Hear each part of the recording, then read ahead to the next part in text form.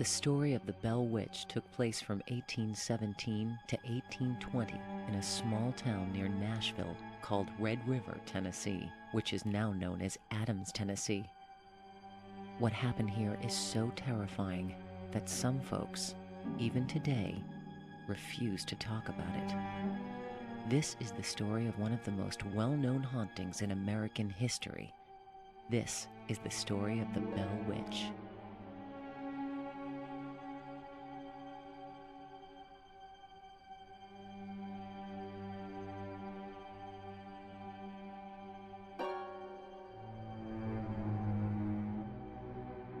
To many, the story of the Bell Witch is history and folklore. The legend is taught in many elementary history classes in Tennessee. To others, it's a terrifying tale of a sinister poltergeist. One of the most knowledgeable people in the country on the Bell Witch is author-historian Tim Henson. Henson, who worked for the state for 26 years, now operates the Bell Museum in Adams, Tennessee. He's also written many books on the subject. I find John Bell still in North Carolina in late October of 1804. He sells 360 acres of land on the Tar River. He had owned a farm there, and he had slaves there. John Bell married Lucy Williams. She married John Bell. Ingram's book says 1782 at the age of 12. I would prefer to think that it's possibly later, since the first child was born in 1790, that being Jesse. There was a man by the name of M.V. Ingram that wrote the authenticated history of the Bell Witch. It was printed in 1894, but he actually started printing the book way beyond that. It is believed that Ingram wrote this book by talking to families and stuff. John Bell bought land in the 1780s. I found some records of land purchases and land sales. He had trained to be a cooper, which is a barrel maker, a hogshead maker. And I must assume that that's probably what he was doing along with his farming and probably building up a little wealth. He's an older man. Lucy is obviously a young woman, anywhere from 12 to 18 years old when they got married. It's a good guess in there because census records are not clear in those days. Frederick Benjamin, in my opinion, Batts, his brother, and Jeremiah and John Bell, possibly 2 or 3 other families came to Robeson County. There's one indication from North Carolina there were at least 11 families in the wagon train that left North Carolina in late 1804, early 1805 to move to Tennessee. As the Bells came across the mountains of North Carolina, they experienced a phenomenon known locally as the Brown Mountain Lights. And actually they seen the balls of light flying up from the ground up into the sky, you know. And it kind of set the theme for what they were to experience later on in years. In 1810, there was a great comet appeared in the sky, and everybody took it as an omen, something bad was going to happen. It stayed in the sky nightly until December of 1811, when the largest earthquake to ever hit the continental United States hit. It actually was so strong it rang church bells in Boston, Massachusetts. It was felt all across the United States. It was called the New Madrid earthquake, centered in New Madrid, Missouri. It actually made the Mississippi River flow backwards and form Reelfoot Lake up in northwestern Tennessee. If that wasn't enough, in 1815, a large volcano erupted in Indonesia, and it spewed several million metric tons of ash into the air, which resulted in a reduction of the sun in the stratosphere, and it actually caused the year 1816 to be the year without a summer. The cattle starved, all the crops died, corn got up to $10 a bushel, which was like 3 years' wages in 1816. The Bells arrived here. They set up farming. The area was called Red River, and in about the 1830s they got a post office, which lasted until 1866. Prior to that, the Bells, the Johnstons, the Guns, the Forts would have had to go on to Port Royal or to Keysburg, Kentucky to get their mail. And they would have forded the river just below us here, where Sturgeon Creek empties into Red River. Between 1808, 1809, and the time of the legend, most of the record that we have of John Bell is found in the minutes of the Red River Baptist Church of Christ. In 1816, he purchased a slave girl from Benjamin Batts, who also, I believe, as I said earlier, came with the Bells in 1804, 1805 for $100. The minutes say that they called John Bell before the church at that point to find out what the problem was between him and Benjamin Betts. And John Bell states that he has purchased this slave and had a bill of sale for her, but he didn't take possession. Evidently she was a young girl and he left her with her mother for a while. When he went back to get her, Benjamin has changed his mind.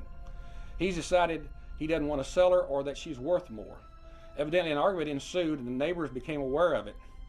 And John Bell told Benjamin that I'll sell her back to you for $150. But he says in the minutes that he ultimately did sell her back to Benjamin for $120, tore up the bill of sale, and believed at that point that the deal was done. Benjamin goes to Springfield and files a lawsuit against John Bell. And the result was, 2 years later, John Bell was excommunicated from the Red River Baptist Church. I'm going to be one of the few people that will say this. From my research, Kate Betts was the daughter of one John Williams Jr., Lucy Bell's older brother. Some say that Kate Betts was the reason behind the haunting. Betts was a spiteful old woman who believed that she had been cheated in a land purchase by John Bell. She told Bell that she would get even with him and that his family would pay for what he did to her. Kate Betts was a unique lady.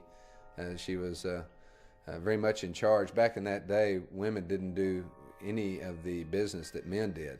They didn't run farming operations or anything like that, and she did. She was very much involved in the affairs because her husband died, and she took over where he left off.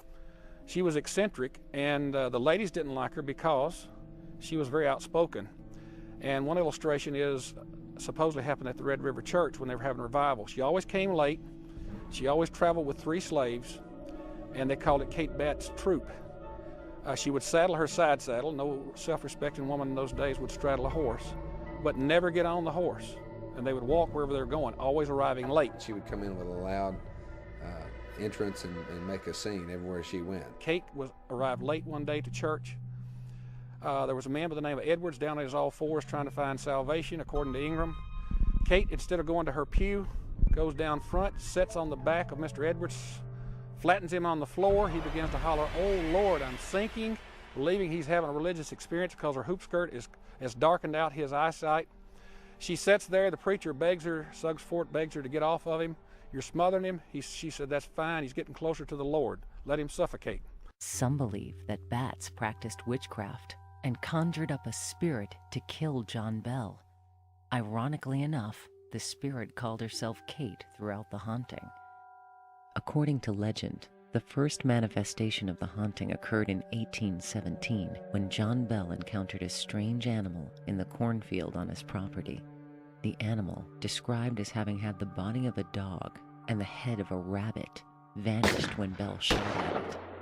Afterwards, a series of strange beating and gnawing noises manifested around, and eventually could be heard inside the Bell cabin.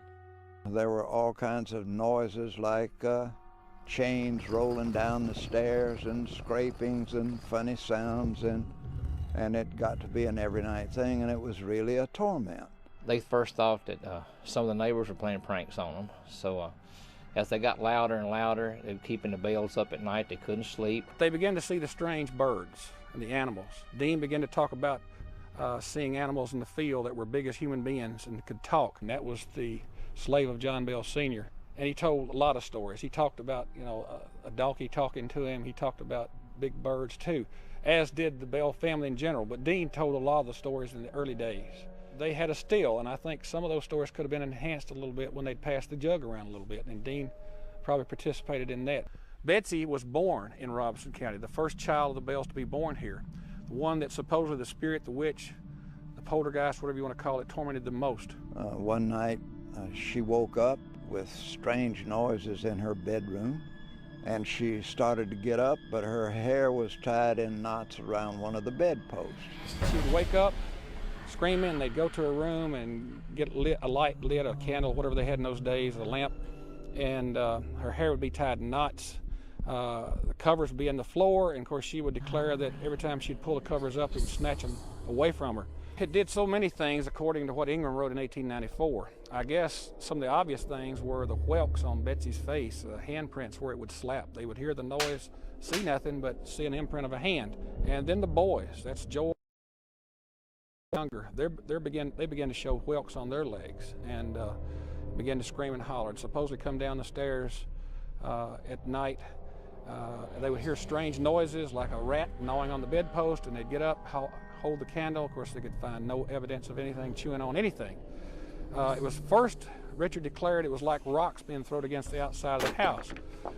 And of course, they would try to attribute that to something, limbs, trees, somebody. But when it began to move inside, and the noises were on the inside of the house, is when they began to be very concerned, according to legend.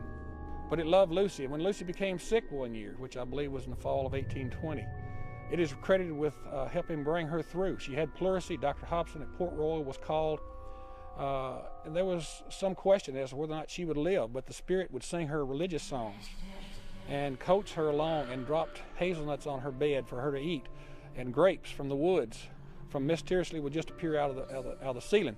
And then when she was better, it credited Dr. Hobson with saving her life. All the time this is going on, John Bell's health is deteriorating, and it's tormenting him. It's singing gospel songs to Lucy and cussing John. And this is the way it supposedly acted all the way through this process, almost 4 years. Of course, John swore all of his kids to secrecy. Don't tell anybody about this. This is something we can handle in the family. Nobody needs to know about it. The family was terrified, but kept the problem to themselves for over a year. And then the word got out that these strange things were happening, and so people, especially the Johnston family, being so close, they tried to help in any way that they could. When things became intolerable, John confided in a neighbor, James Johnston. He invited Mr. and Mrs. Johnston to spend the night. Now, James Johnston, according to Ingram, believes that through prayer and Bible reading, maybe they can get rid of whatever this is. They don't know at the time. And he declares that he will come to John Bell's house with his wife, and they will sit with them and read the Bible and pray, and maybe they'll get rid of this. After several nights of witnessing these strange things, Mr. Johnston suggested that more people should be told, and a committee was formed, and an investigation started. When you hear the term witch, you actually get this mental image in your mind of this old crone wearing a black cloak, black pointed hat, riding a broomstick. That's more or less how our mind, we've been ingrained to think what a witch is. So anyway, the Bell Witch was nothing of that sort.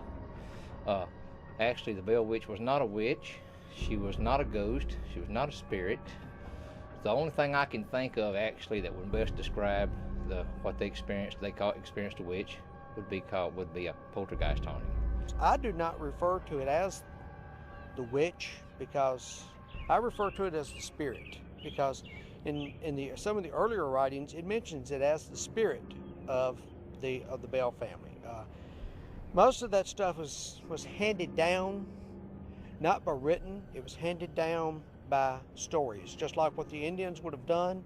That's basically what it was done. It was handed down through legend, and that's why most of it, the original stuff, is legend.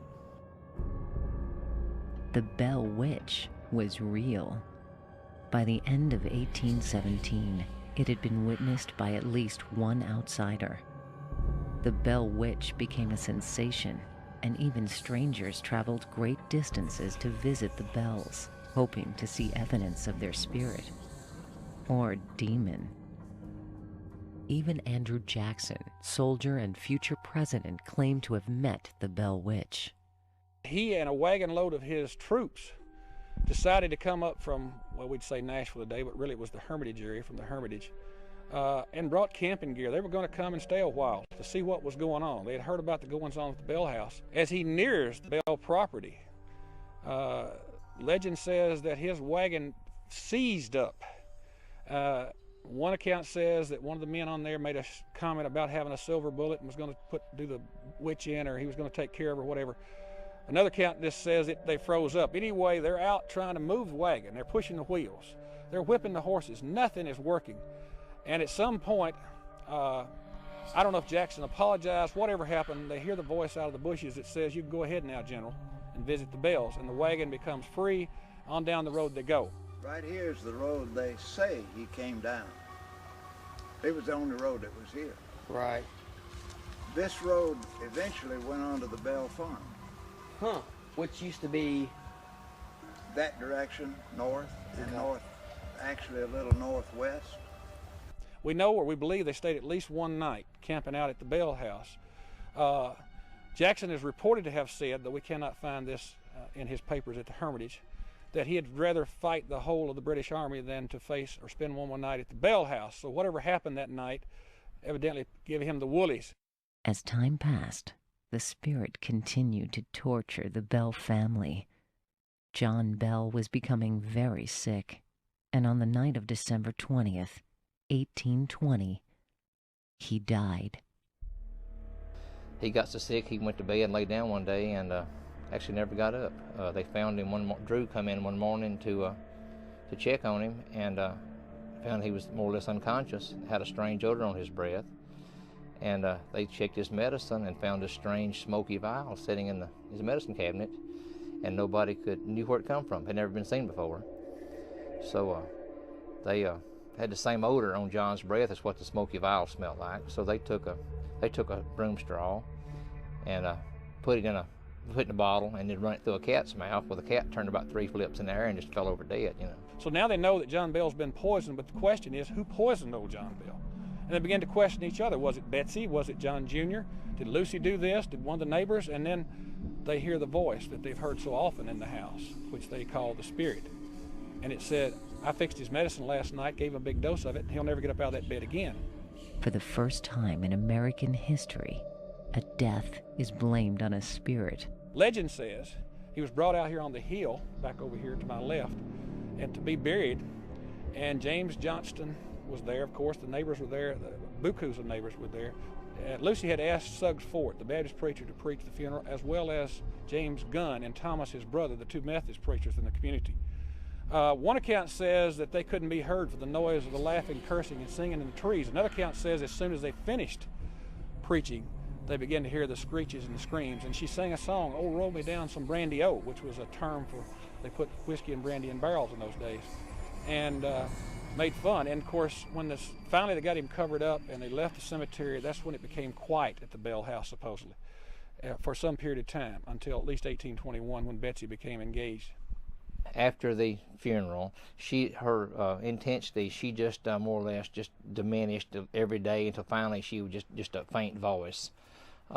She appeared to John Jr. and told him that she would be gone for a period of 7 years, in which she would appear, which she'd come back. Ingram wrote that things settled down, Betsy got better, and they thought things were over with, until Joshua Gardner asked Betsy to marry him. And that would have been sometime in April, early part of 1821, at which time Richard wrote in his diary, it was like the voice of thunder. All this mess is back again. Now it's talking again. Betsy sees the little girl hanging from the tree again, the apparition, and it's telling her, "Please, Betsy, please don't marry Joshua Gardner. Please, Betsy, please don't have Joshua Gardner." And of course she becomes very nervous again, and legend says that she refused to marry him at that point, either give him back his ring or told him she couldn't marry him. And he moved away. That's what the book says. Betsy was a student of Richard Powell, as was her younger brothers, Joel and Richard. And if you believe his statement, periodically he would visit the Bells and tell Lucy and John how beautiful their daughter was, how intelligent she was, and there seems to be some affection there, even though we know officially he was married to Esther Scott Powell. Their marriage was over the period of time which included the legend of the Bell Witch, which means as he was teaching Betsy and Richard and Joel and all the rest of the Bell children, he was married to Esther Scott. She died in 1821, which was the year that Joshua and Betsy supposedly broke up. The witch supposedly broke up their little escapade, and Joshua moves to West Tennessee. And in 1824, I believe it was March 21st, it was in March, that he marries Betsy Bell. She becomes Betsy Bell Powell. Out of the 8 children born to Richard and Betsy Bell Powell, 4 of them died before the age of 12. 3 of them died between 1839 and 1840, and they were ranging in age from 4 or 5 years old all the way up. One child was almost 12 when it died. I don't know if some disease came through, I'm not sure what happened, but the Bells had a lot of tragedy in their life. And sometime between 1873 and 1875, she moved to Mississippi, where 2 daughters were living at that time. She dies in 1888. Betsy had a tough life, but even near the end, when someone asked her, she said she considered it basically happy, even though she had lost all of her children but 2 and her husband at a fairly young age. Betsy is buried in Water Valley, Mississippi. Even today, strange things have happened to people in Adams. Many claim that it's the Bell Witch. I'm the owner of Austin and Bell Funeral Home. I'm 5th generation here. We started in 1842 here in Springfield. Well, actually in Turnersville. Well, it wasn't talked about a lot when I was young. My grandmother was sort of ashamed of it. I guess that was the feel of the family. Back in that point in time, no one talked about the witch because they were sort of embarrassed. It was a sort of a demeaning thing to be associated with the witch. And so I didn't learn a lot about it till later in life. And the Blair Witch Project came out, and this explosion of interest in the Bell Witch came about, and then everybody started talking about it, and it's become sort of a fun thing to do now. We lived there probably off and on maybe somewhere around 20 years. And there was some slave graves out front, and a lot of people, about the Bell Witch, and we heard a lot of things in that old house over the 20 years we were there, and not so much as seeing a lot of things, but hearing a lot of things. There are all kinds of stories all over everywhere, but the only ones that I've ever told are what the 2 women told me. And this is the way kind of that they started. The first thing when they said they'd tell me the story was, they asked me, they said, do you believe in the Bible? And I said, well, sure, yes. And they said, well, do you believe that there were demons? And I said, well, the Bible says there were, yes. And she said, and then they said, well, this is a story of demons who haunted the Bells. And that was a real, maybe a controversial way to tell the story. Of course, I grew up here in Springfield, and I live in my grandmother's house now. And that house, for whatever reason, became a site of having odd occurrences happening.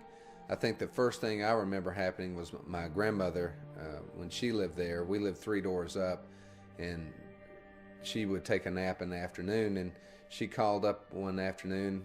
I happened to be 7 years old at that point in time, and she was really scared, and she asked Dad to come down. So I went down with him, and we went to the house, and we had to get her to unlock the door. She had the door locked, and so we went in, and she was just terrified, and so she said, search the house. So we looked the whole house over, and we didn't know what we were looking for. We checked the windows and under the beds and the closets, and nothing was in the house. And then we came back down, and Grandmother was in the kitchen still scared, and she goes, now look. And we looked, and on the floor were all her china. It was all scattered across the kitchen floor. And she proceeded to tell us that she was upstairs taking a nap, and she heard this crash that woke her, and she came downstairs and saw all her dishes on the floor. And where they came from was a butler's pantry. It was a pantry in between the dining room and the kitchen, and it was in a china cabinet that was built into the wall with locking doors. And when we looked at the china cabinet, all the doors were open, and every piece of china was out of the cabinet onto the floor. Like the Bell Witch Cave, it's always told everybody that goes in the cave not to take any artifacts home with you, because for the bad things that happened to people that did, there's been several instances where somebody would pick up a rock, put it in their pocket, go home with it. Bad things happened to them. Charles Bailey Bell, who wrote the Black Bell Witch book, which is still sold at the museum and in several places, called the Bell Witch of Tennessee, donated a part of John Bell Jr.'s land to the city, which was called Adams Station at that time, to build a high school, or the city of Adams, town of Adams. And in 1912, a high school was built on the property of John Bell Jr.'s. In 1916, they added the 12th grade. Prior to that, you could go from the 1st to the 10th grade. It remained a school of 12 grades until 1949, and then it became just an elementary school and closed in 1975. There have been antique malls and different activities in the building since that time. The city now owns the building, and stories have begun to accumulate of seeing a little girl in a green dress was the first story that I was told. Antique people that owned it 10 years ago keep telling me that they keep seeing a little girl who would come around the corner, they'd see her, then she would dissipate. Long blonde hair, a green dress. And the folks that have it today tell me they feel a presence, they've seen a haunting, but I didn't give it a lot of credence until about 2 years ago when a man came in the museum one day.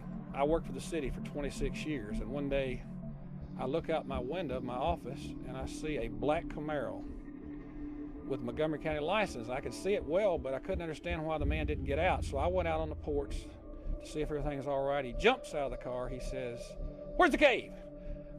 Can I get in the Bell Witch Cave?" And I said, "Buddy, you're at the wrong place. You're at the water department." He said, "You don't understand. I've got to get in the cave."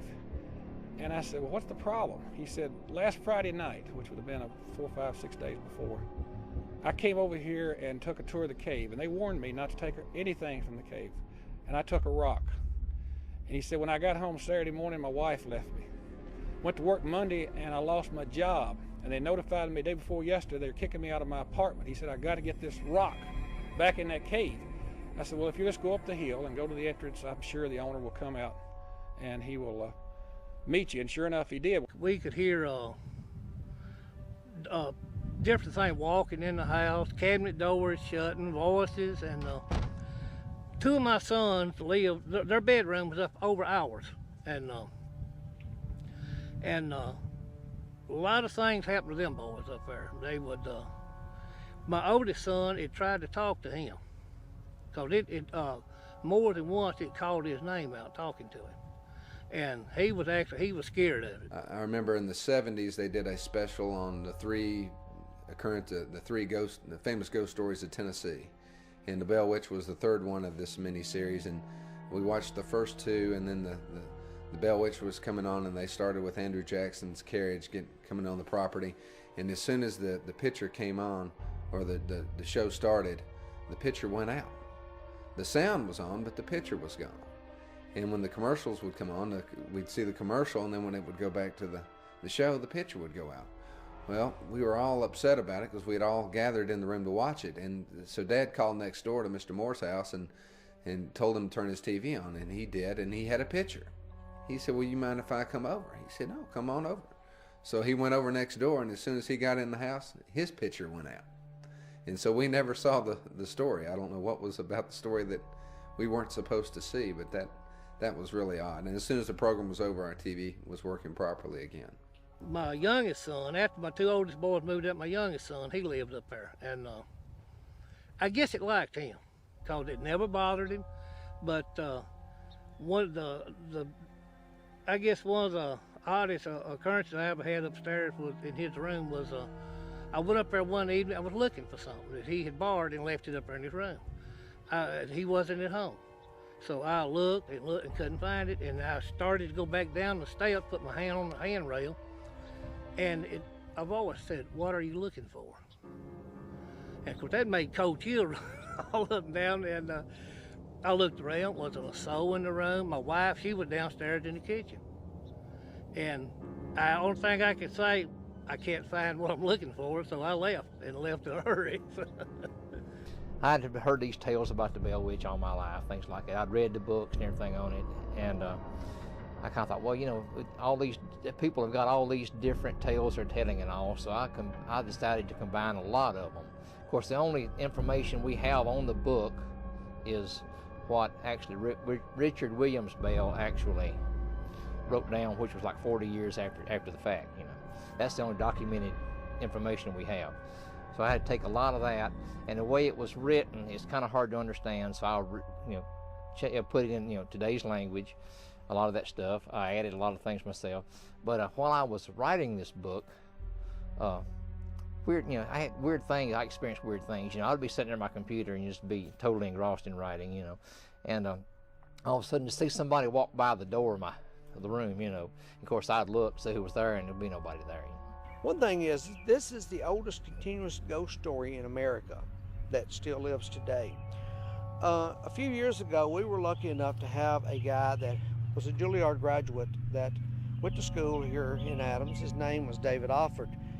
Wrote a play called The Spirit, and that is put on every year in October in Adams. It's about the only one that still has members of the actual family of the Bells that is included in that. I think that is, that was an important part. And then there's also been several movies that was printed. One of them is called The Bell Witch. But if you get on the internet, possibly the witch legend has more sites than about anything that you can imagine. Over the years, it's been interestingly enough that there was a comic book one time was written about the witch. There is one called Fate, which was an old.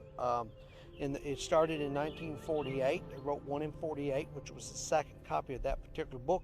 It was on UFOs. There was a book called by Mitchum that was printed that the Bell Witch was hung between two worlds, which the book never did do anything, but the Bell Witch was hung between two worlds. And there was three magicians that was going to go and talk to the Bell Witch, and one of them was Harry Houdini. And that book was written in 1934. A guy from Nashville area wrote the very first musical on the Bell Witch that actually was produced in was produced in New York. It was in Carnegie Hall. But it was not first produced there. Actually, it was first produced in 1939 in Nashville.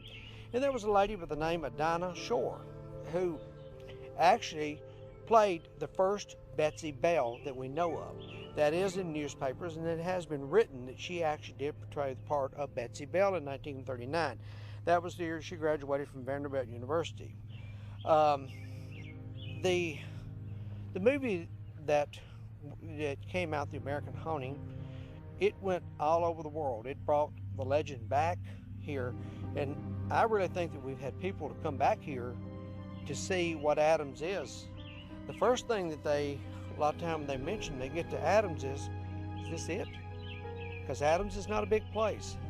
Adams cares about the legend, but it cares about the legend in its own way. It doesn't care whether the world cares about it. It doesn't care whether the world comes here to see it. This is kind of still a private thing, I think, among the people here. A lot of the stories are still handed down through here. We have the cave here, and as you can see behind us, we have Bellwood, which is a cemetery that belongs to the Bell Trust. John Jr.'s land belongs to, John Sr.'s land is in the Bell Trust, but it is off limits to people. John Jr.'s is also off limits to people, and most of the land here was not farmed the exact same way, but this land's been farmed for 200 years. There's still farmers here. These pieces of land are still being farmed today. Tobacco's still being raised here. The only thing that's not raised here, and at their time period, was cotton. But everything else is still here. We still raise wheat, we raise soybeans, we raise corn, we raise tobacco. That's something that's been handed down into this just as much as the legend. The interesting thing about Robertson County is the people here are still just as free-spirited as they were in that time period. Most of them in the Adams area are still farmers. A lot of them are. There's not any industry that I know of, or any big industry in Adams, Tennessee. The people up here, they care about the legend going around the world, but to them it's still just kind of a local thing. The legend is here.